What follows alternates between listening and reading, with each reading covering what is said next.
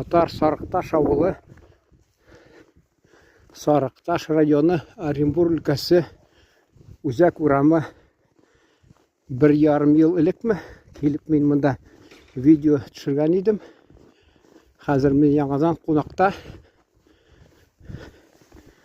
Мені міне қызықсындырды. Саф татар тілінде yazғанlar, бір тілде yazғанlar. Исән йөреп, исән қайт, сені күтә туған яқ.